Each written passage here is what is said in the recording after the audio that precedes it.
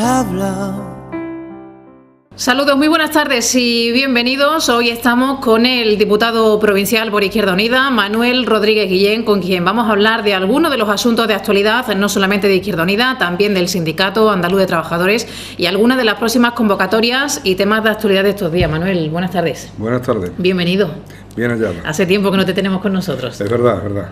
Bueno, pues decíamos que queríamos hablar de varios temas de actualidad, citas importantes que tienen que ver con el sindicato, como esa marcha por la dignidad. Ese es el nombre que se le ha dado a esa marcha, que tendrá lugar el próximo 22 de marzo, con distintas columnas desde toda España, confluencia en Madrid y con algunos motivos y objetivos fundamentales, contra la precariedad, contra el paro y contra los recortes.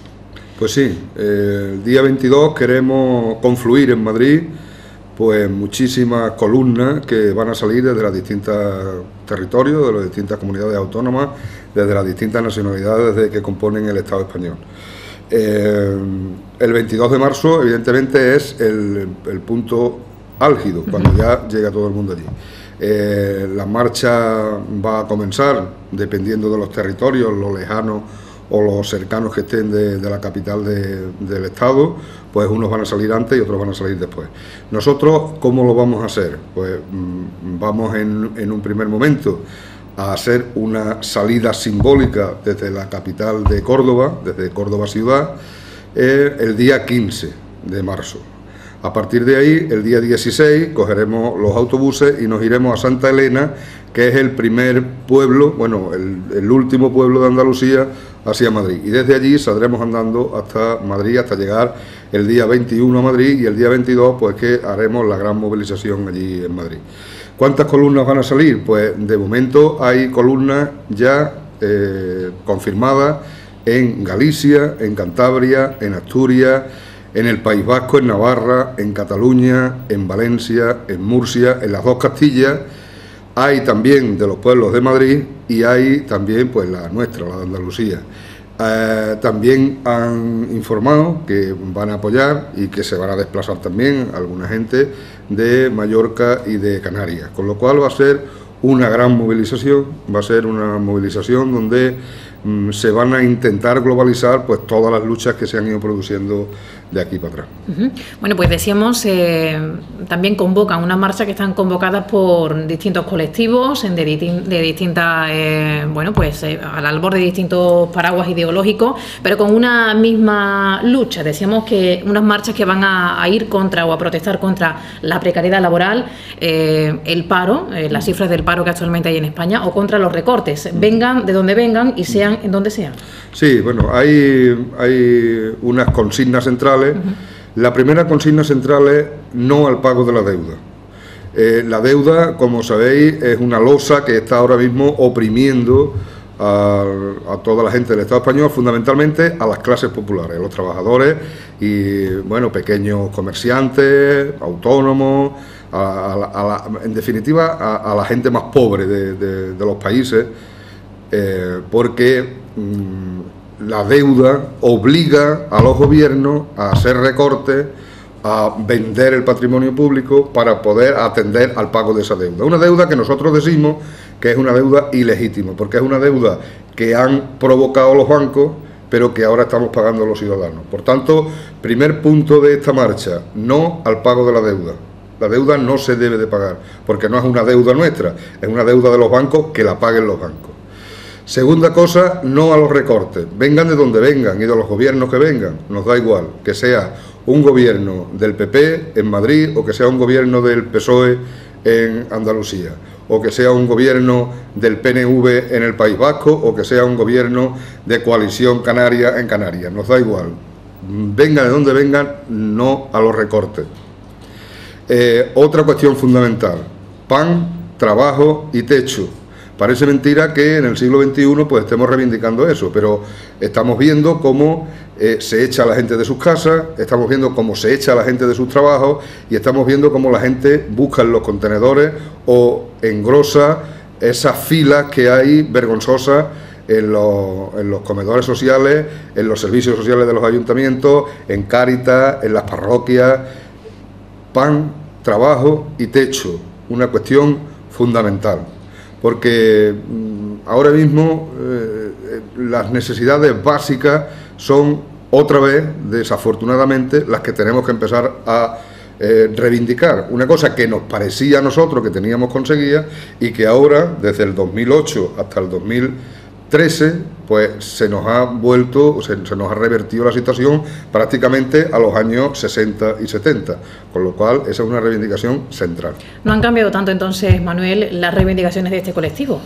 Bueno, si mencionamos, por ejemplo, el sindicato, porque decía que volvíamos, ¿no?, a prácticamente reivindicaciones y demandas ya conseguidas en el estado del bienestar, pero que de nuevo pues han dado pues una marcha atrás y un retroceso fundamental. Claro, se ha caracterizado estos últimos 6 años precisamente por dos cuestiones. Una, unos recortes bestiales, recortes de todo tipo, recortes laborales, recortes de derechos civiles incluso, porque lo del tema de la ley del aborto es una reversión de un derecho civil, lo del tema de la ley Mordaza o la ley contra los manifestantes es un retroceso de los derechos civiles, las distintas reconversiones laborales que se han ido produciendo con los distintos gobiernos, desde Felipe González, José María Aznar, Zapatero y ahora la última vuelta de tuerca de Mariano Rajoy, nos han ido retrocediendo en el tiempo en los derechos laborales que teníamos conseguidos.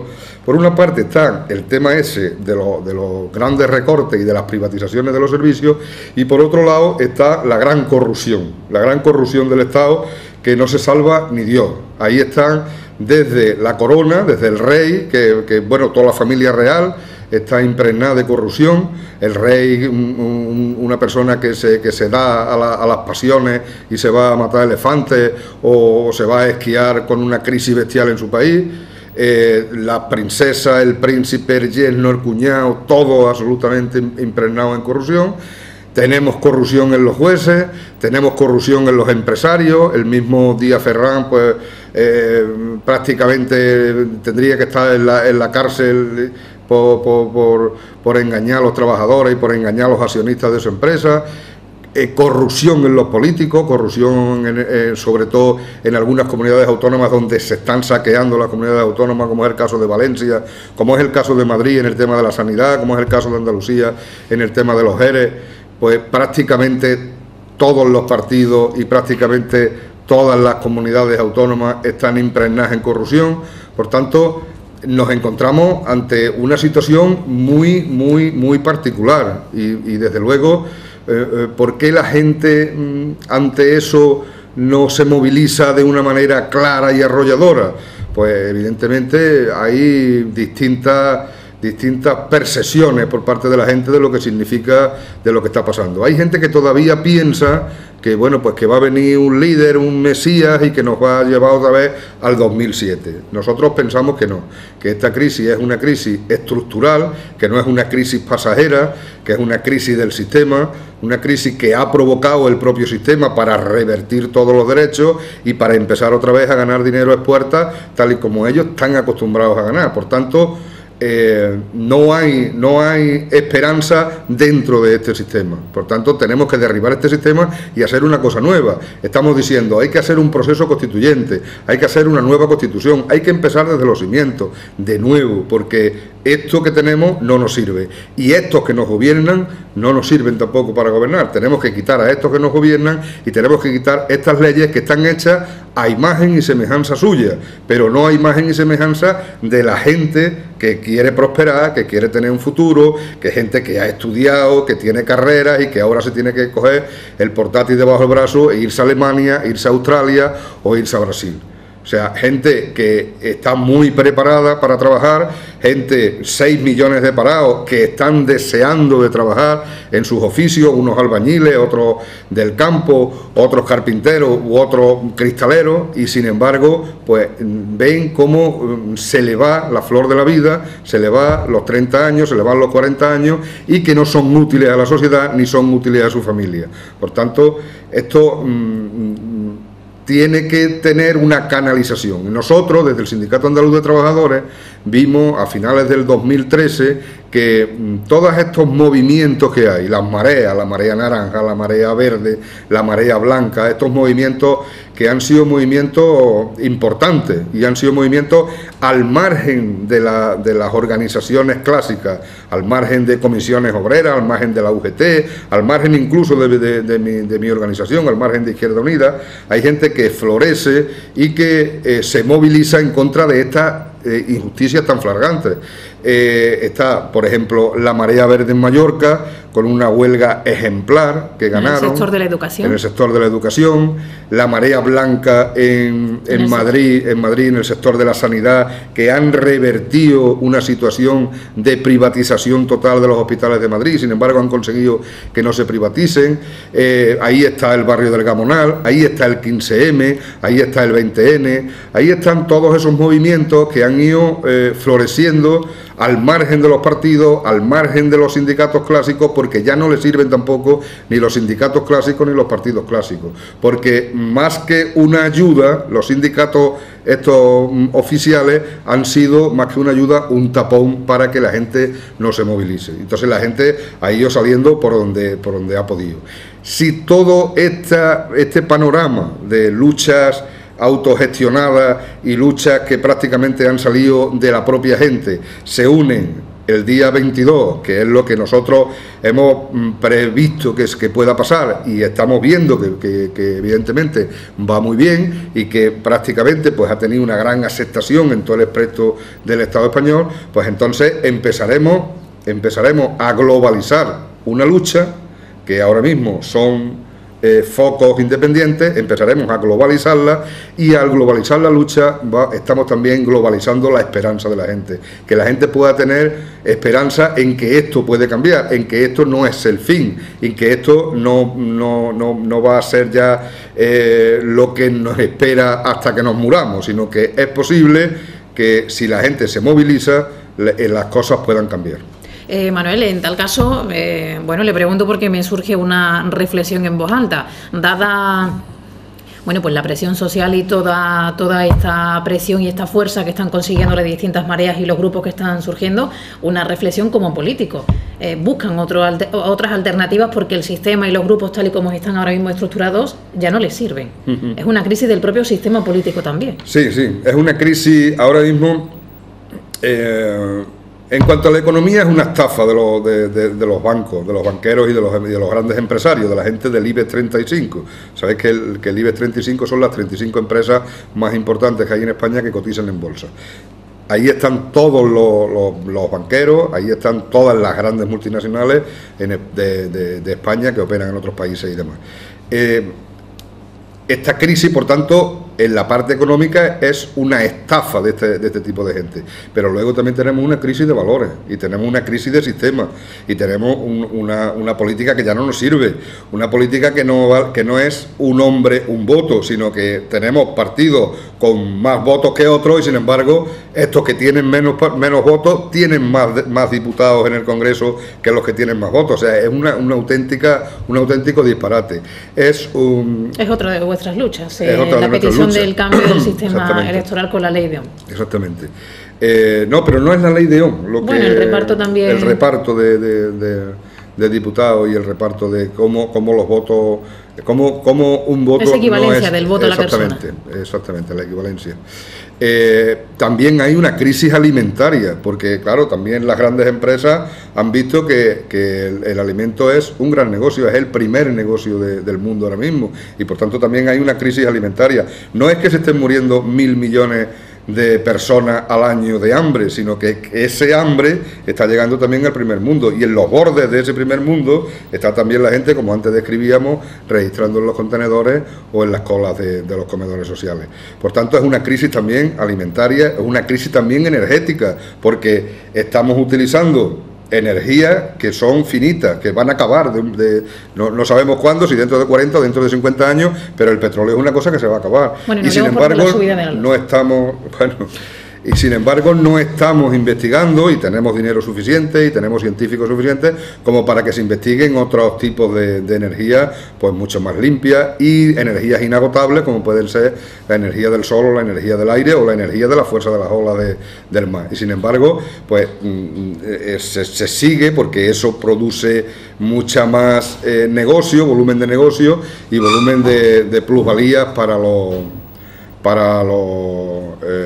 más ricos, para las grandes multinacionales y para los banqueros. Por tanto, la crisis, desde luego, no solo es económica, sino que abarca prácticamente todos los aspectos de la vida. Por eso yo decía antes que ahora mismo lo que toca es empezar de nuevo y empezar a pensar de una manera diferente, no pensar como se viene pensando hasta ahora.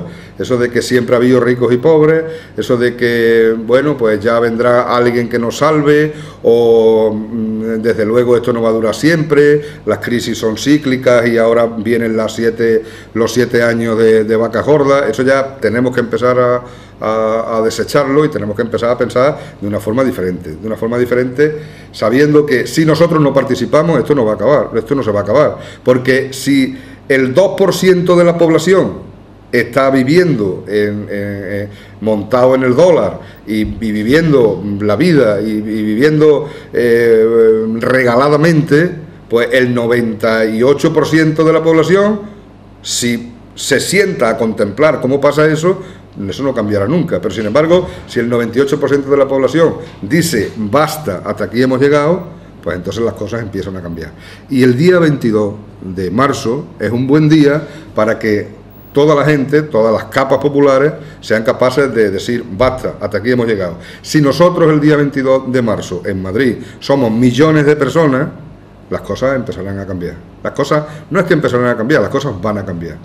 Si en Madrid somos 10, 12, 15.000 personas, haremos una manifestación en Madrid y nos volveremos a nuestra casa para idear otra movilización. Pero si somos millones de personas, el gobierno se tiene que ir a su casa. Lo mismo que se ha ido en Turquía, en Egipto o en Ucrania se va a tener que ir. Porque claro, es la gente la que manda en definitiva, es la mayoría. La democracia es el poder de la mayoría, el poder del pueblo. Precisamente hablando de ese desapego, ¿no?, de esa desafección de la política del vecino de a pie, del ciudadano, hablaba antes de cómo la corrupción pues está salpicando, ¿no?, a todas las distintas esferas, corrupción política, corrupción sindical. Le hago una pregunta: ¿qué le parece que la jueza Ayala, que investiga el caso de los ERE, pues siga engordando, ¿no?, esta instrucción en torno a este asunto y salgan, bueno, justo recientemente 2 nuevos nombres, Diego Valderas y el presidente de la Diputación de Sevilla, Fernando Rodríguez Villalobos? Bien, la jueza Alaya hace bien en investigar un asunto tan feo como es el tema de los ERE. El tema de los ERE no se puede olvidar que es dinero de los parados que ha ido a parar a bolsillos de amiguetes, de cuñados, de primos, de dirigentes del Partido Socialista Obrero Español. Con lo cual es un asunto muy serio, muy serio. Y está bien que la jueza Alaya pues lo investigue hasta las últimas consecuencias. ¿Qué decimos nosotros? Que debería de darse más prisa. Ya dicen que le puede llevar varios años todavía. Nosotros creemos que los asuntos hay que empezarlos y hay que acabarlos, y hay que meter a la gente en la cárcel y que la gente devuelva el dinero. Eso es lo esencial de cuando se abre un caso. ¿Qué ha pasado con el asunto de Diego Valderas? Pues con el asunto de Diego Valderas es que uno de los imputados del caso de los ERE lo ha nombrado en una declaración.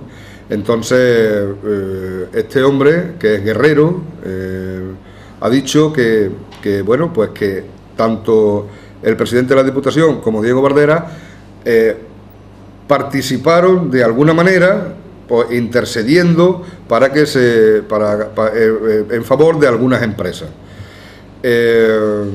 La jueza Alaya, después de escuchar a este hombre, pues no ve indicios para llamar a declarar ni a Valderas ni al presidente de la Diputación, y por tanto lo único que hace es decirle a la Guardia Civil que investigue este tema que ha dicho el señor Guerrero, y por si hay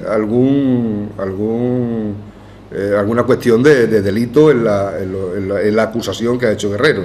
Desde luego, en esa época que dice Guerrero, nuestro ex coordinador de Izquierda Unida, ni siquiera era parlamentario. O sea, 2004-2008. Era un hombre de a pie. Es verdad que era dirigente de Izquierda Unida, pero que no estaba ni en el gobierno, ni siquiera en el Parlamento, con lo cual es una acusación un poquito en el aire. Decía antes Manuel, hablaba de ese derecho, ¿no?, de cualquier persona a alimento, a pan, a trabajo y a techo. Hablando de techo precisamente, bueno, ¿qué le parece ese recurso del Gobierno central para paralizar, ¿no?, esa ley la ley andaluza, ¿no?, en defensa de la vivienda para personas en situación de urgencia social? Mira, la ley de la vivienda, la ley que ha hecho la consejera de Izquierda Unida, es una ley que tiene dos patas. Una, que cuando una familia está viviendo en una casa, que la casa además es de un banco o de una inmobiliaria, y que se tiene que desahuciar a la persona porque no paga la hipoteca, esta ley dice que el banco no puede desahuciar a esa persona. Y que en el caso de que siga para adelante con el desahucio, la Junta de Andalucía expropia esa casa de manera temporal durante 3 años, para que el inquilino, esa familia, pueda seguir viviendo en la casa y con un alquiler blando, un alquiler que suponga pues 1/3 de los ingresos que pueda tener en su casa. O sea, una persona que gane 1.000 euros, pues podría pagar hasta 300 y algo. Esa es una pata de esa ley. La otra pata de la ley es que todas las viviendas que tienen los bancos o las inmobiliarias en stock y que las tienen vacías, que no están siendo de utilidad ninguna, pues pagarían todos los años una multa de 9.000 euros por tenerlas vacías. Esos son los dos aspectos de la ley. ¿Qué se consigue con esa ley? Pues se consigue que los bancos pongan a disposición de la gente las casas. Pero claro, eso atenta gravemente contra el bolsillo de los banqueros y contra el bolsillo de las inmobiliarias y de los grandes empresarios. Por tanto, ¿quién es el defensor de los grandes banqueros y de los grandes empresarios? Pues en esta ocasión le ha tocado ser a Rajoy. Otras veces ha sido Zapatero o Felipe González, y otras veces ha sido José María Aznar, y ahora está siendo Rajoy. Son los grandes defensores de los grandes banqueros y de los grandes empresarios. Por tanto, ¿qué es lo que hacen? Pues recusan esta ley, recurren esta ley ante el Tribunal Supremo. ¿Quién es el Tribunal Supremo? ¿Es un ente independiente del gobierno? Pues desafortunadamente no, porque el Tribunal Supremo, la mitad lo pone el Partido Socialista y la otra mitad la pone el Partido Popular. Con lo cual estamos prácticamente en manos de uno o de otro. Unas veces le tocará a uno y otras veces le tocará a otro, pero siempre los intereses son los mismos. Y por tanto, ¿qué me parece que hayan recurrido a la ley? Pues me parece un acto criminal. ¿Por qué? Porque va a seguir dejando gente en la calle en Andalucía. Y gente en la calle en Andalucía en invierno, a menos de 0 grados en algunas provincias que estamos, como puede ser Granada o Jaén. Y sin embargo se sigue dejando gente, familias en la calle, con niños chicos, con personas mayores, con personas discapacitadas. Por lo tanto es una política criminal. El recurso es un recurso criminal, porque ese tímido avance que hace la consejera Elena Cortés de Izquierda Unida para que la gente pueda conservar sus casas, pues se lo tira por tierra un gobierno que no tiene más objetivo que los ricos sigan ganando dinero y que los pobres, pues, que se busquen la vida. Mencionaba usted Jaén, enseguida vamos a estar allí porque quiero preguntarle por el secretario del sindicato en Jaén, un asunto que también está de actualidad. Le hago una pregunta antes, hablando de la vivienda, ¿qué le parece? ¿Está siguiendo de cerca también esta plataforma ciudadana en Pedrera que se está movilizando y se está conformando en contra ahora de la cláusula suelo, después de lo que venga, por ejemplo, los desahucios? Sí, yo creo que es un movimiento muy interesante. Creo que la gente, al estilo de todos los movimientos que describíamos antes, que surgen motu propio y que algunas veces, pues, bien encabezados por gente de izquierda y gente que tienen alguna formación política, y que, bueno, pues los de Pedrera es un ejemplo. Los de Pedrera es un ejemplo que yo creo que se van a conseguir los objetivos. Yo creo que a partir de esa sentencia que elimina las cláusulas suelo, no van a tener más remedio las entidades bancarias que ir quitando las cláusulas del suelo de todos los contratos hipotecarios, y hace falta porque los gobernantes la gente que tiene que hacer las leyes las hacen para ellos, para su familia y para sus grupos de presión que tienen, que pueden ser los banqueros, que puede ser la iglesia, o que pueden ser los militares, o que pueden ser, pero que casi nunca son los pobres, casi nunca son los pobres. Por tanto, los pobres, la única presión que podemos ejercer es en la calle, y a mí me parece fundamental que la gente que quiera luchar porque se quiten las cláusulas suelo de sus contratos tienen que ir a las entidades bancarias, tienen que estar en la puerta, tienen que protestar y tienen que decirle a los directores que a su vez le digan a sus superiores que bueno, pues que la gente está luchando y que la gente quiere sus derechos, ¿no? En ese sentido, recordamos que el próximo día, 27 de febrero, a las 10 de la mañana, hay una concentración en la Plaza del Toledillo para que toda aquella persona afectada o no por cláusula suelo se solidarice con este colectivo y acuda para esa sentada que va a haber frente a las entidades bancarias. Hablábamos de presión social, mucho más reciente, el caso de Manuel Lobato. Está demostrado que la unión hace la fuerza. Evidentemente. Cuando la mayoría quiere una cosa, se consigue.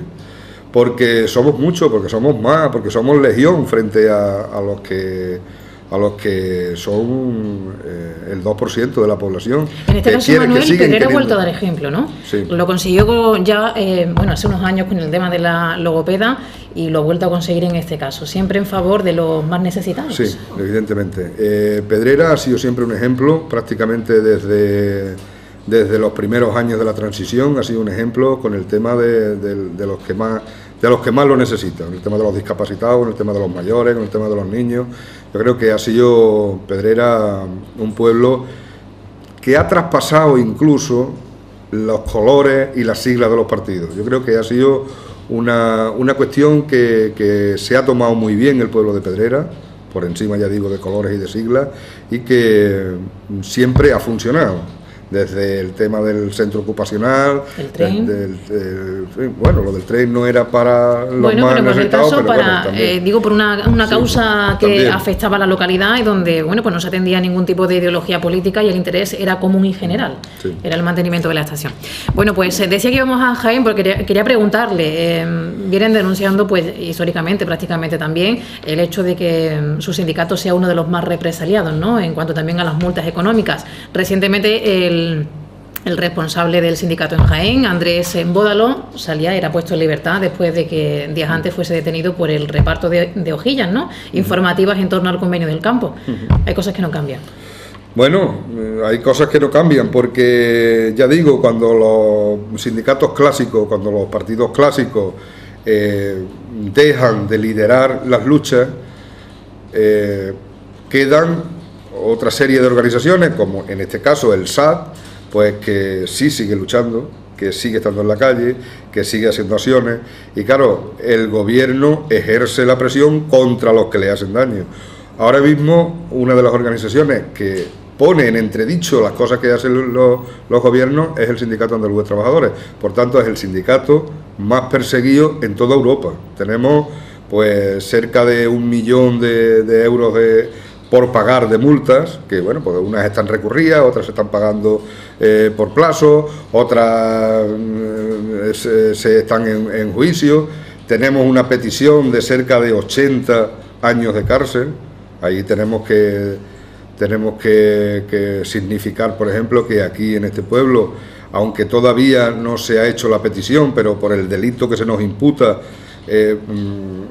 parece que va a haber una petición de 3 a 5 años para el alcalde, para Pedro Ramón, el teniente alcalde, para Jesús Grajea y para mí mismo por el tema de Mercadona. Yo mismo estoy ahora mismo en busca y captura, que no sé por qué estoy en busca y captura, porque saben perfectamente dónde estoy y me pueden detener cuando quieran y como quieran.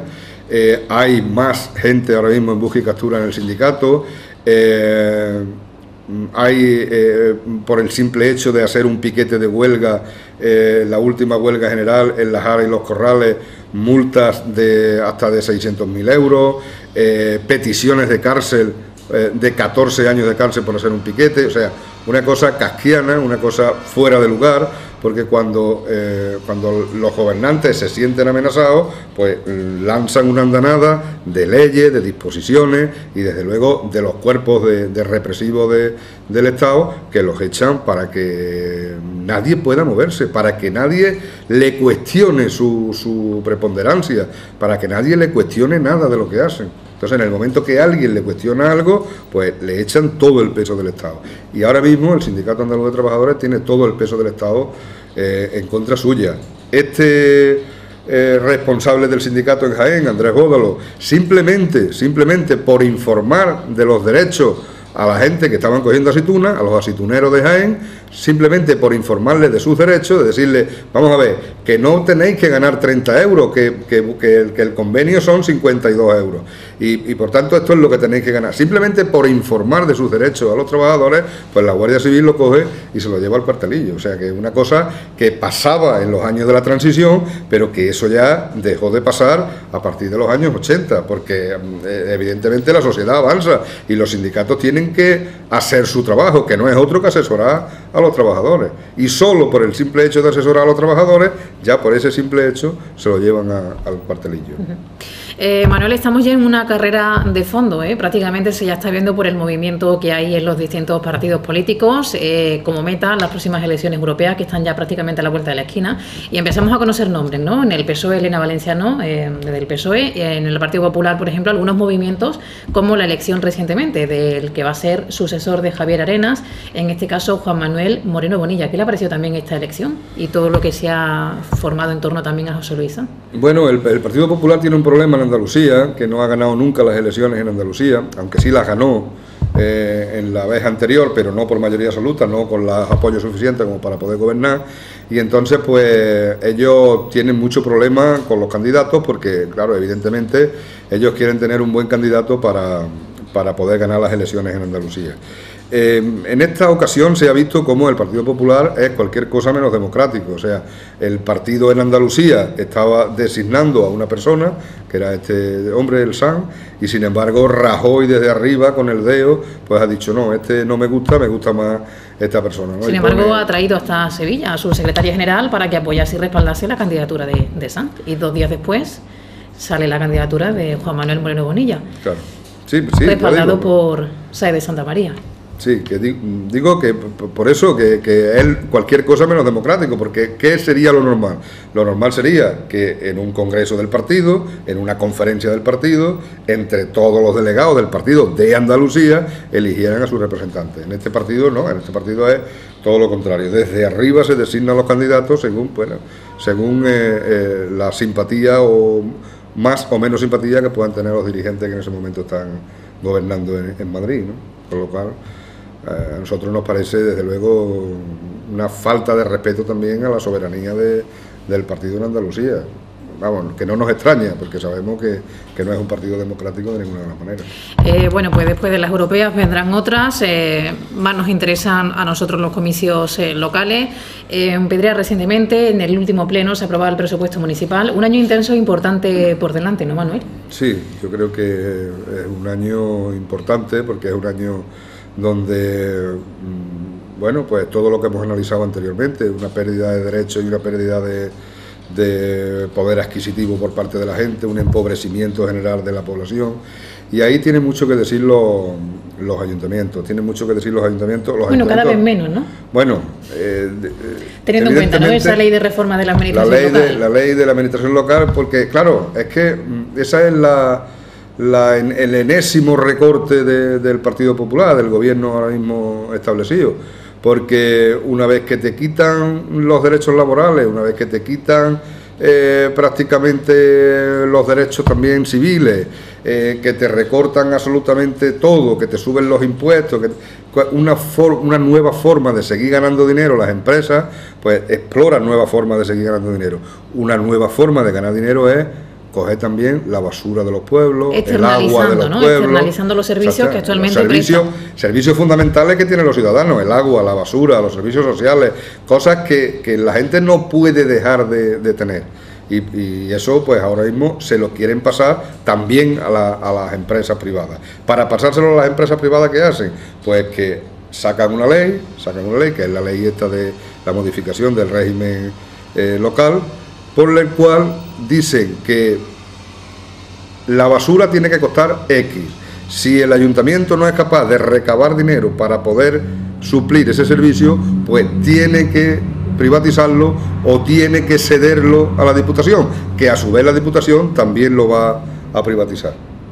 Evidentemente, con esta ley pues se le quita poder a los ayuntamientos, se le quita poder a los alcaldes y a los concejales y se le da más poder a los secretarios del ayuntamiento, a los interventores del ayuntamiento, que son los habilitados nacionales que responden al gobierno central. O sea, el gobierno central va a tener una sucursal en Pedrera, una sucursal en Gilena, una sucursal en Aguadulce. En cada uno de los pueblos va a tener una sucursal el gobierno central y cada vez va a haber menos autonomía para que los alcaldes y los concejales puedan hacer políticas diferentes de las que les vienen impuestas desde el gobierno central. Eso es un hándicap, como tú muy bien antes decías, para que los ayuntamientos puedan solucionar problemas a la gente que tiene los problemas. Pero evidentemente sí hay todavía un margen para que los ayuntamientos puedan accionar, ¿no? Y bueno, pues Pedrera puede ser un ejemplo con ese plan de choque que año tras año en los presupuestos generales del ayuntamiento pues se va poniendo, se va implementando, y que eso pues de alguna manera supone un respiro para una serie de familias. Y bueno, pues las propias becas de los eso, que es una cosa insignificante pero que también es una ayuda, y que los propios servicios sociales que en Pedrera, como antes comentábamos, pues se magnifican, porque no solo nos quedamos en las atenciones primarias de servicios sociales, sino que llegamos a la especialización, al tema de los discapacitados, al tema de los mayores, al tema de las escuelas de verano de los niños, en fin, todo ese tipo de cosas que le hacen más fácil la vida a la gente, que ayudan a la gente. Y yo creo que en este año que queda pues se tiene que ver reforzado todas esas políticas que se han venido practicando prácticamente en esta legislatura, ¿no? Manuel, volviendo al debate nacional, un año también en el que van a salir y se va a poner de manifiesto un tema que está ahí, pero cada vez cobra más fuerza, ¿no? Ese cambio de concepción o esa petición por parte de algunos estados autonómicos de ese cambio de autonomías tal y como se concibe actualmente, tal y como está recogido constitucionalmente. El debate de Cataluña cobra fuerza. Sí, vamos a ver.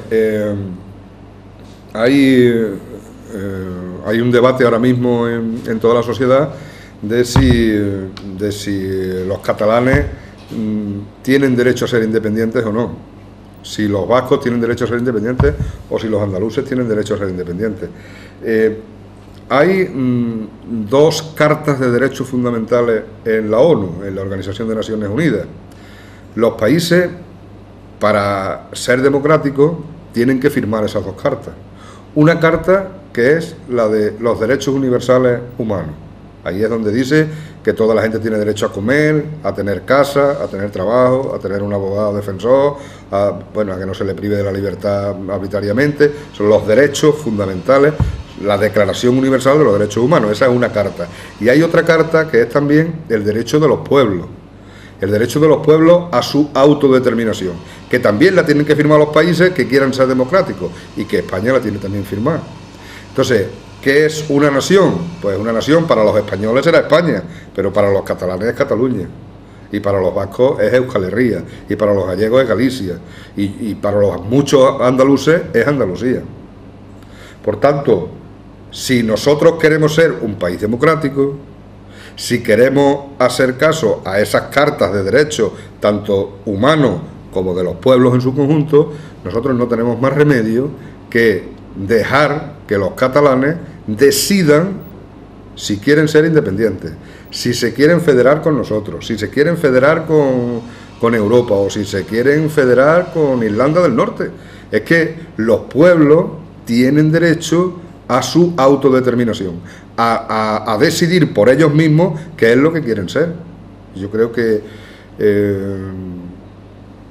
hay una constitución, es verdad que hay una constitución donde se amarra en el pacto. Cuando se muere Franco, hay un pacto de todos los partidos políticos que había en aquel momento, un pacto que deja mucho que desear, un pacto donde se dice que se olvida todo lo que ha pasado detrás, o sea, todos los muertos del franquismo se dejan aparcados, y donde se dice que un proceso que había empezado con la República, que era el de autodeterminación de los pueblos, que ya pues estaba muy avanzado el de Cataluña, estaba muy avanzado el del País Vasco, estaba avanzado el de Galicia, estaba menos avanzado el de Andalucía, pero que también estaba ya en las puertas de llegar al Congreso.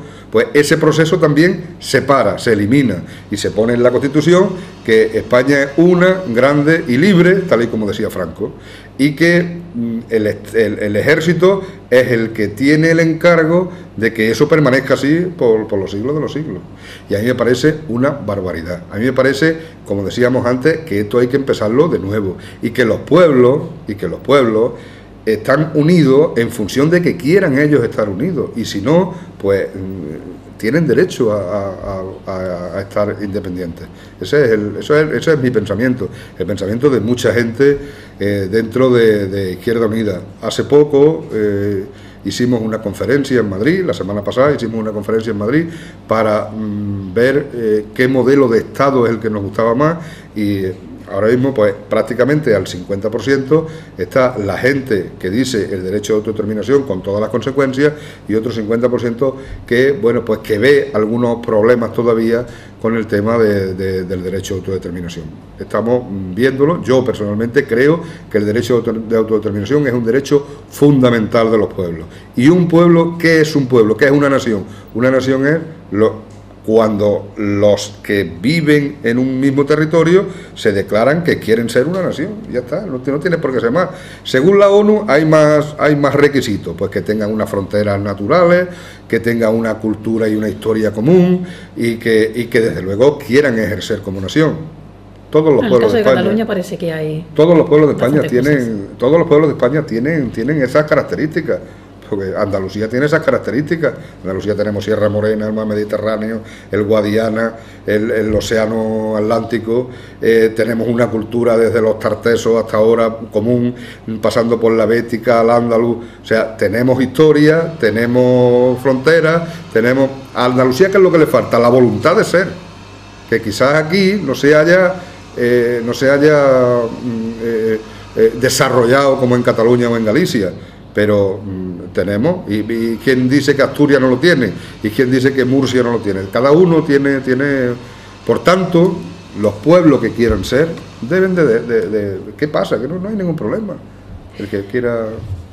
Manuel, con relación a lo que está diciendo, con esa voluntad de ser, de hacer, y de que, bueno, pues de que se escuche también lo que se está haciendo. De cara al próximo 28 de febrero, Día de Andalucía, desde Izquierda Unida tienen un acto también importante, ¿no? Sí. A nivel regional. Sí, queremos hacer una gran manifestación el día 28 de febrero, por un lado, para reivindicar que Andalucía es una nación que está por detrás, que sigue en el vagón de cola del Estado español, y es un día muy señalado porque es el Día de Andalucía, para poder manifestarlo y para poder decirlo.